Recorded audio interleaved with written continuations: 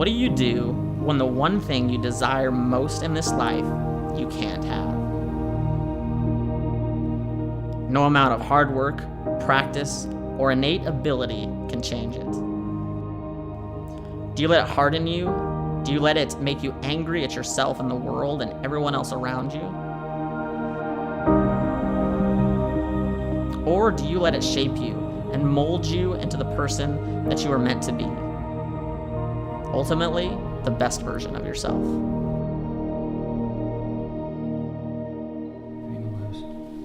That's when he had his spinal surgery. Yeah, this was spinal surgery time. Where he's all hooked up to the wires. Oh yeah, there's quite the shot over here. There you go. You knew something was amiss. You're not expecting to hear what we were about to hear. When he was about 2.5, he started to fall. We had a good friend that was an orthopedic surgeon, could tell something was up and forward us on to a neurologist. That progressed into a muscle biopsy, which brought about the diagnosis of spinal muscular atrophy. It ultimately comes down to a choice. It's not always a choice that's easy.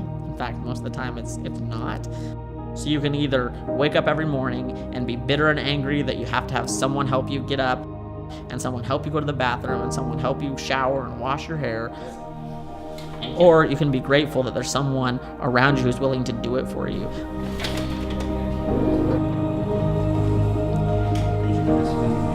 Hope is a very powerful weapon. Praise in Jesus' name, amen.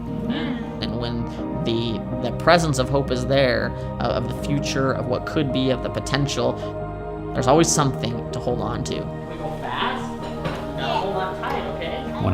When I read his book, and you get to the end where he takes off and goes on this run he's talking about, and I'm thinking, man, if I was there, I'd be up and running with him, just because I know how bad he wants to do it.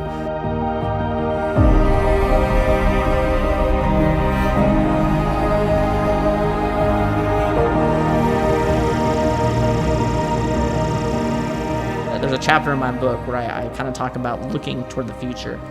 And I describe this scenario, and I'm out in the harvest field, and Dad says, hey, someone should go over and grab that truck.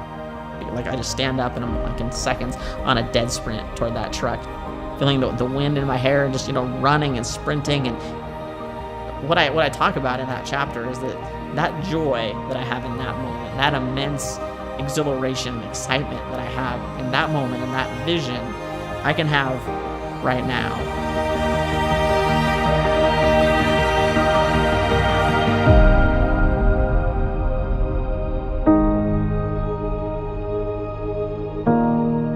Life is so much what you make of it.